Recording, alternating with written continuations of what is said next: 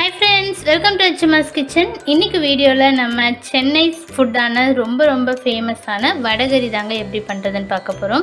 இது வந்து இட்லிக்கு தோசைக்குலாம் ரொம்ப சூப்பரா இருக்கும். யூசுவலா இட்லிக்கு வந்து சட்னி குருமா இதெல்லாம் பண்றத விட வடகரி வந்துட்டு சென்னையில ஜாஸ்தியா பண்ணுவாங்க. அது வந்து ரொம்ப ஈஸியா பண்ணிடலாம்.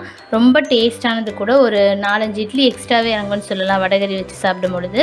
அதுக்கு ஃபஸ்ட்டு பார்த்தீங்கன்னா நான் இங்கே 1 கப் கடலைப்பருப்பு ஒரு 3 hours ஊற வச்சு வச்சுருக்கேன். ஒரு 2 hours ஊறினாலே போதும். உங்களுக்கு டைம் இருந்தால் 3 hours போல் ஊற வச்சுக்கோங்க. ஊற வச்சுட்டு இப்போ சுத்தமாக தண்ணி இல்லாமல் வடிச்சு எடுத்து வச்சுருக்கேன். இப்போ இதை அரைச்சிடணும்.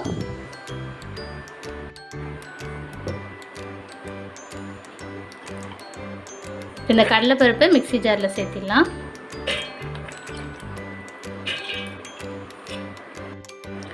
இப்போ இதில் பார்த்தீங்கன்னா 1 ஸ்பூன் அளவுக்கு சோம்பு பெருஞ்சீரகம், அப்புறமா ஒரு 2 வரமிளகாய் சேர்த்திக்கலாம். இப்போ வந்து இதை நம்ம அரைச்சிட்டு வந்துடலாம். இது எப்படின்னா வந்துட்டு ரொம்ப நைஸாக அரையாமல் கொஞ்சம் வடைக்கெலாம் அரைக்கிற மாதிரி குறைப்பாக அரைச்சிட்டு வந்துடணும். இப்போ நம்ம அரைச்சிடலாம்.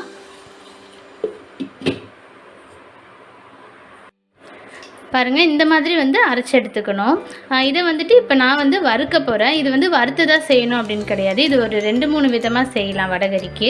நீங்கள் இந்த மாதிரி அரைச்சதுக்கப்புறமா இட்லி பாத்திரத்தில் இப்போ நம்ம இட்லிக்கு தான் இது வந்து சாப்பிட போகிறோம்ல சைட் டிஷ். இப்போ நீங்கள் 2 தட்டு அது ஊற்றுறீங்க அப்படின்னா, இட்லி மாவு ஊற்றுறீங்கன்னா ஒரு தட்டில் வந்து நீங்கள் இதை ஃபுல்லாக வச்சுட்டு அப்படியே வந்துட்டு ஒன்றா வேக வச்சு எடுத்துடலாம்.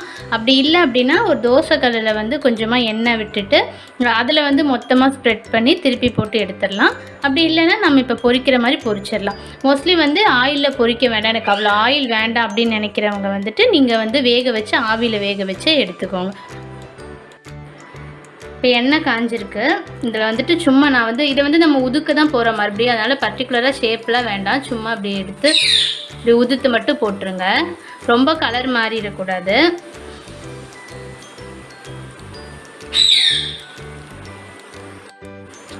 பாருங்கள், இந்த அளவுக்கு வெந்ததும் வறுப்பட்டதும் நம்ம இப்போ இதை எடுத்துடலாம். ரொம்ப வந்து கலர் மாற விட்டுறக்கூடாது. இதே மாதிரி நம்ம வச்சுருக்க எல்லா கடலைப்பருப்புலையும் வந்துட்டு நம்ம பொரிச்சு எடுத்துடலாம். இப்போ வந்து ஒரு பேன் வச்சுட்டு இதில் ஒரு 3 ஸ்பூனுக்கு ஆயில் சேர்த்திக்கலாம். இது வந்து நீங்கள் குக்கர்லேயும் பண்ணலாம், இல்லை பேனில் பண்ணுறதுனாலும் பண்ணலாம். இப்போ இதில் 2 பிரியாணி இலை, அடுத்து 2 துண்டு பட்டை, 3 கிராம்பு சேர்த்திக்கலாம். 1 ஸ்பூனுக்கு கடுகு சேர்த்திக்கலாம். இப்போ நம்ம பார்த்திங்கன்னா இந்த வடகரிக்கு வந்து அந்த கடலைப்பருப்பு அரைக்கும் பொழுதே வந்துட்டு பெருஞ்சீரகம் போட்டு அரைச்சிருக்கோம்ல, அதனால் வந்துட்டு நான் இதில் பெருஞ்சீரகம் வந்து சேர்க்கலை. இப்போ வந்துட்டு நீங்கள் அதில் சேர்க்காமல் வெறும் வரமிளகாய் மட்டும் போட்டு அரைக்கிறீங்கன்னா ஒரு 1/2 ஸ்பூன் அளவுக்கு பெருஞ்சீரகம் சோம்பு வந்துட்டு இப்போ இந்த கடுகு போடுறதுக்கு முந்தி போட்டுக்கோங்க. இப்போ வந்துட்டு இதுக்கு ஒரு பெரிய வெங்காயம் பொடியாக அரிஞ்சது சேர்த்துக்கலாம்.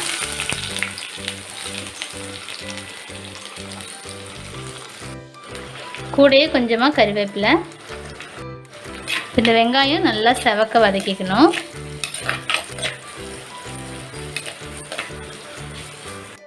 வெங்காயம் நல்லா இந்த அளவுக்கு வதங்கினதும் 3 பச்சை மிளகாய் சேர்த்திக்கலாம்.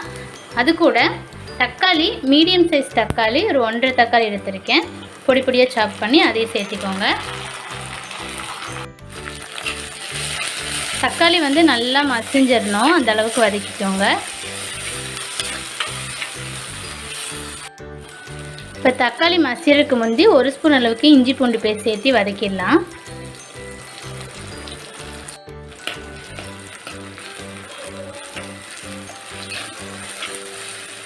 இப்போ தக்காளி நல்லா மசியட்டும்.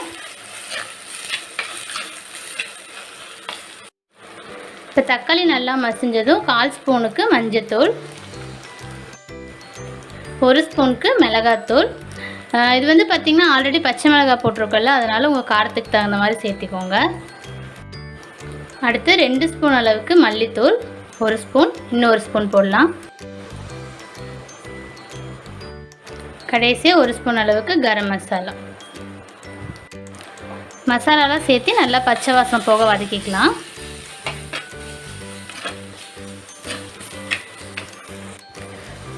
இப்போ நல்லா வதக்குனதுக்கு அப்புறமா 2 கப் அளவுக்கு தண்ணி சேர்த்திக்கலாம்.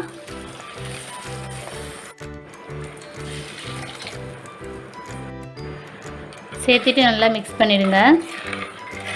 இது வந்து நல்ல ஒரு கொதி வரட்டும். அதுக்கு முந்தி இதுக்கு தேவையான அளவுக்கு உப்பு சேர்த்திடலாம். இப்போ இதுக்கு பார்த்தீங்கன்னா தண்ணி வந்து ஒரு சிலர் வந்து வடகறி வந்து நல்லா கெட்டியாக சாப்பிடுவாங்க, ஒரு சிலர் கொஞ்சம் லூஸாக, அதுக்கு ரொம்ப லூஸாக இருந்தால் நல்லா இருக்காது. அதுக்கு தகுந்த மாதிரி நீங்கள் தண்ணி சேர்த்திக்கணும். உங்களுக்கு கொஞ்சம் கெட்டியாக அந்த கன்சிஸ்டன்சி இருக்கணும், அந்த 2 கப்போட போதும். இல்லை இன்னும் கொஞ்சம் லூஸாக இருக்கணும் அப்படின்னா ஒரு 1/2 கப் அளவுக்கு சேர்த்தி ஊற்றிக்கோங்க. இப்போ இது நல்லா ஒரு கொதி வரட்டும். பாருங்கள் நல்லா கொதி வருது. இப்போ அடுப்பை நல்லா சிம் பண்ணிடலாம். இப்போ வந்துட்டு நம்ம ஆல்ரெடி வந்து வறுத்து வச்சோம் பார்த்தீங்களா, அந்த வடையை வந்துட்டு நான் நல்லா உதுத்து வச்சுருக்கேன்.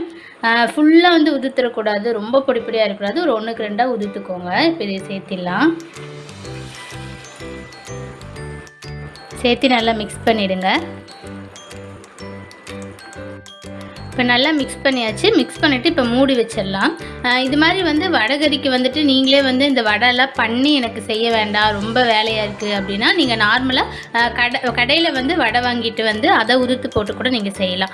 இதே வந்து இப்போ நீங்கள் குக்கரில் வைக்கிறீங்கன்னா இது எல்லாமே பண்ணிவிட்டு குக்கர் மூடி ஒரே ஒரு விசில் மட்டும் விட்டு எடுத்துருங்க. இப்போ நம்ம பேனில் பண்ணுறனால இதெல்லாம் வந்து இப்படி எல்லாமே பரட்டினதுக்கப்புறமா ஒரு மூடி போட்டுட்டு ஒரு 5 நிமிஷம் வந்துட்டு நல்லா மீடியம் ஃப்ளேமில் வச்சிடலாம். 5 நிமிஷம் கழித்து பார்க்கலாம். ஓப்பன் பண்ணிடலாம். இப்போ பாருங்கள் நல்லா வந்துட்டு வெந்திருக்கும். இப்போ கடைசியாக வந்துட்டு நம்ம கொத்தமல்லி தூவிட்டு இதை ஆஃப் பண்ணிடலாம். இது வந்து நான் மண் சட்டியில் வச்சுருக்கனால கொதிச்சுட்டே தான் இருக்கும்.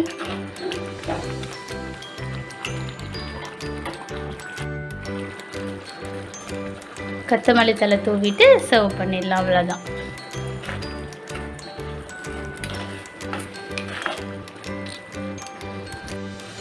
ஓகே ஃப்ரெண்ட்ஸ், இந்த மாதிரி சூப்பரான வடகறி நீங்களும் ட்ரை பண்ணி பாருங்கள். ட்ரை பண்ணி பார்த்துட்டு எப்படி இருக்குன்னு கமெண்ட்ஸ் அண்ட் ஃபீட்பேக் சொல்லுங்கள். மறக்காமல் லைக், ஷேர் அண்ட் சப்ஸ்கிரைப் பண்ணுங்கள். தேங்க்யூ.